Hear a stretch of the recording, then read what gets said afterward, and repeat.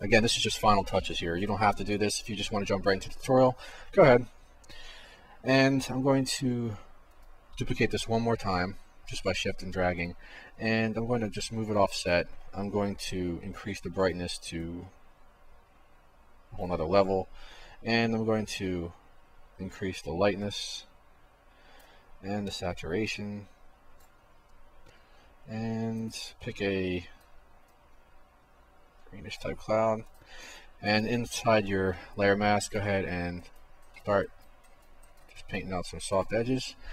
Now we have a pretty good dust layer in 3 different levels. Okay, so now these 3 different levels are going to work for us for our composite. We can now put this one in the foreground, the red one in the middle ground, the other one in the complete background.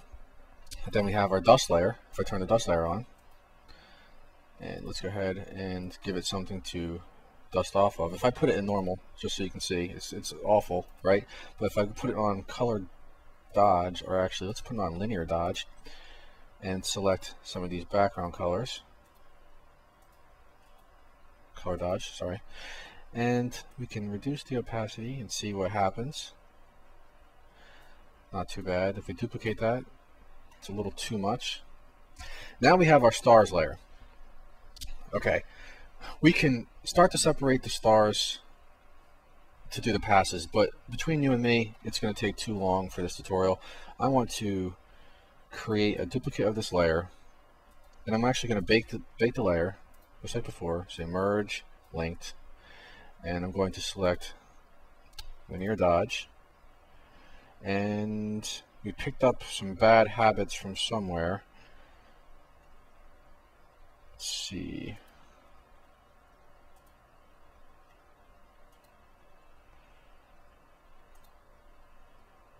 All right, in this case, we're having another bug inside of Photoshop, so we're going to have to not do that way.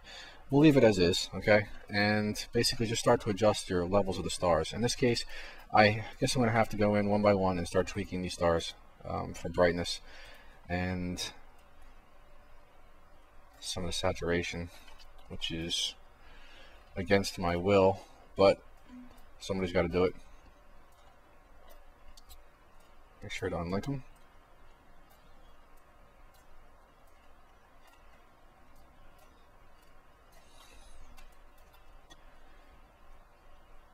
Well, how about we do this? Let's just go ahead and group some of these stars together. So we got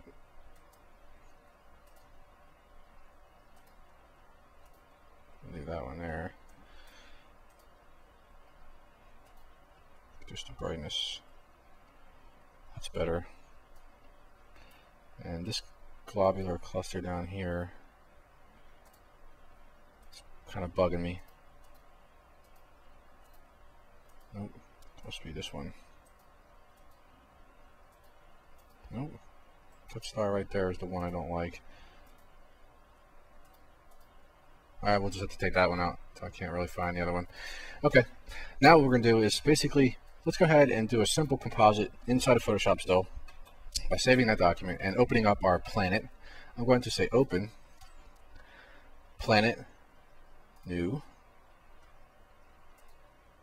And with all this selected, I'm just going to go ahead and drag it right into my scene for now.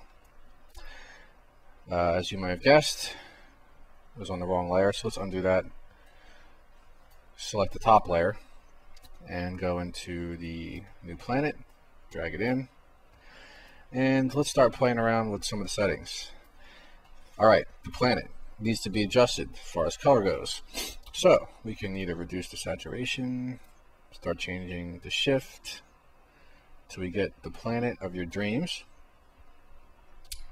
In this case, I'm thinking a moon type color.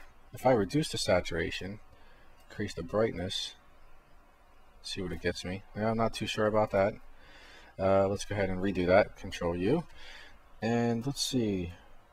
If I just change the value, bring in some of the purples. Looks good. Now I'm going to go into